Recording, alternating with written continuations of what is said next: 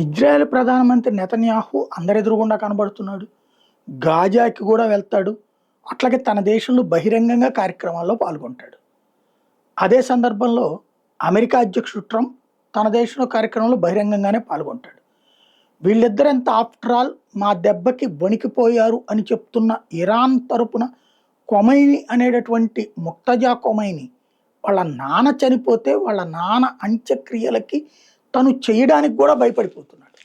అంత్యక్రియలు చేయడానికి అక్కడికి వస్తే ఇజ్రాయెల్ డ్రోన్తో లేపేస్తుందా, మిస్సైల్తో లేపేస్తుందా అని భయపడిపోతున్నాడు.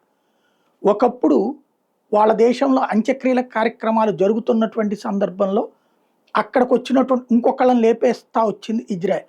హమాస్ చీఫ్ అట్లాగే పోయాడు, అట్లాగే సులేమానా వాళ్ళ సైనిక చీఫ్ అట్లాగే పోయాడు, వాళ్ళకి సంబంధించినటువంటి అధ్యక్షుడు అట్లాగే పోయాడు, చివరికి కొమైనీనే అలాగే పోయాడు. కాబట్టి ఇప్పుడు కొమైనీ కొడుకు మాత్రం ప్రకటనలు గంభీరంగా ఉంటున్నాయి.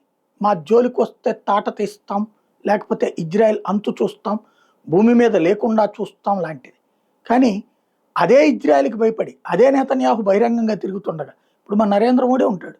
పాకిస్తాన్తో తిరగట్లేదా, బంగ్లాదేశ్ వాళ్ళతో తిరగట్లేదా, భారతదేశంలో ఉన్న దేశద్రోహులతో తిరగట్లేదా, దర్జాగా తెరుస్తుంటాడు, తిరుగుతుంటాడు. ఈవెన్ మన్మోహన్ సింగ్కి ఏ థ్రెట్ లేకపోయినా సరే బుల్లెట్ ప్రూఫ్ అద్దాల వెనకాల నుంచి మాట్లాడేవాడు ఎర్రకోట మీద. ఈయన అది కూడా ఒప్పుకోడు. ఎవరు భయపడుతున్నట్టు, ఎవరు మొండిగా ఉండేటట్టు?